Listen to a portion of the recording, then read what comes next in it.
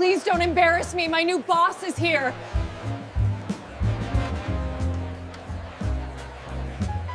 She leaned close to my ear, her smile frozen for the cameras, and whispered, "My new boss is here. Please don't embarrass me." Then she gently but firmly nudged me toward the service hallway, the one marked staff only. It took a moment for reality to hit. This wasn't just a gala. This was my gala. The 25th anniversary of Arden Systems, the company I had built from a folding table, a borrowed laptop, and 18-hour days.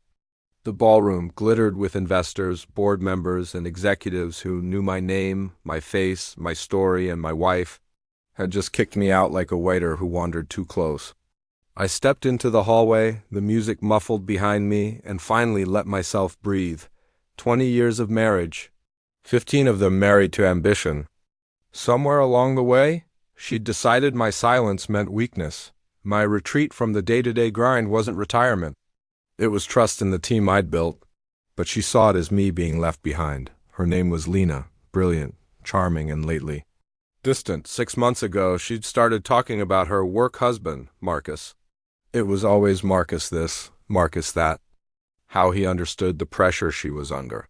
How he supported her growth and her corporate climb. How I wouldn't get it because I wasn't in that world anymore. The funny thing was, I'd never left corporate, I just owned it. She had joined my company through a subsidiary a year ago. She wanted to prove she could make it on her own merit, and I respected that. So I stayed out of her way, never interfering, never even mentioning our connection to her superiors. I thought I was giving her space. She thought I was oblivious.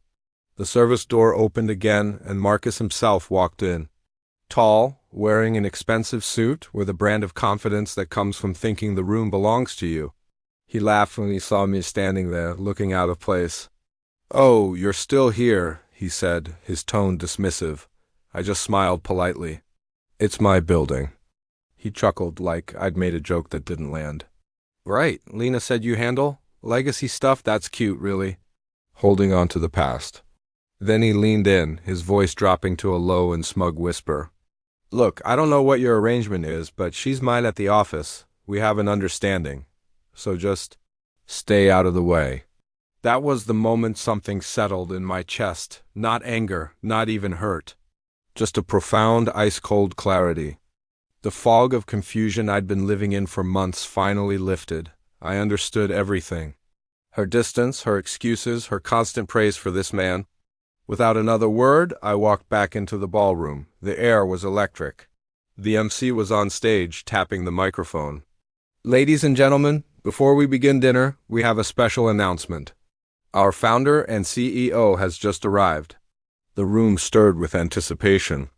From the corner of my eye, I saw Lena freeze, her hand halfway to her wine glass. Marcus, who had followed me back in, turned pale, his smug expression melting into confusion. I stepped forward as the spotlight found me, and the applause rolled through the room like thunder. Investors stood up. Board members smiled and raised their glasses. Phones came out, their flashes lighting up my face. I walked toward the stage, my steps measured and calm. I caught Lena's eyes across the room.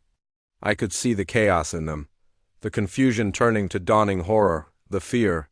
I took the microphone from the MC, the weight of it feeling familiar in my hand. "Good evening," I said, my voice steady and clear, amplified throughout the grand ballroom. "I'm Daniel Arden. Thank you all for celebrating 25 years of Arden Systems." I paused, letting my words sink in. I wasn't planning to speak tonight, but sometimes life hands you moments you don't schedule. I turned slightly, just enough so everyone could see who I was looking at. Marcus Reed, our newly hired senior director. A ripple of murmurs went through the crowd. People were connecting the dots.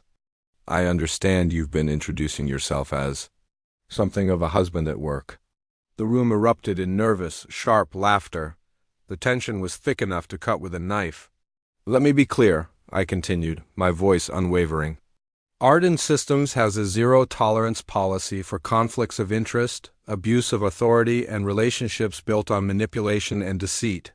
Marcus opened his mouth. Nothing came out. He looked like a fish out of water, gasping for air.